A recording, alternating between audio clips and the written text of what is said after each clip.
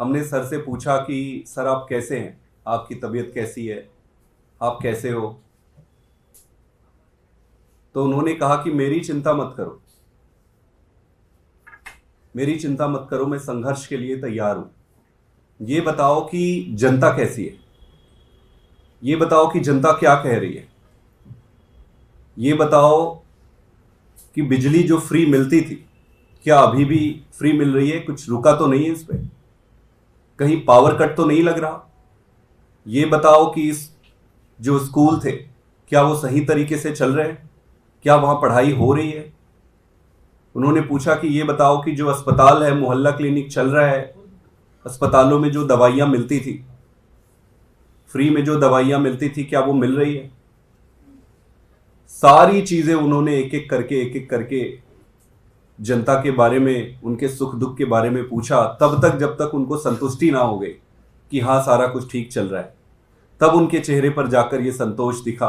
हम बार बार ये पूछते रहे कि सर आप कैसे हैं, आप कैसे हैं। वो बार बार यही कहते थे यार मेरी चिंता छोड़ो ना। और उनके मन में कई सारे प्रश्न थे दिल्ली की जनता को लेकर। वो सारा कुछ उन्होंने पूछा, हमने बताया कि सारा कुछ ठीक चल रहा है। उन्होंने 2-3 बातें मुझे कही। उन्होंने ये कहा कि अगले हफ्ते से 2-2 मंत्रियों को वो जेल में बुलाएंगे और वहां पर उन मंत्रियों के विभागों का रिव्यू करेंगे कि काम कैसा चल रहा है और गाइडलाइंस और डायरेक्शन देंगे। तो अगले हफ्ते से ये शुरू होगा। इसके साथ साथ उन्होंने मुझे यह भी कहा कि सभी एमएलएस को यह मैसेज पहुंचा दिया जाए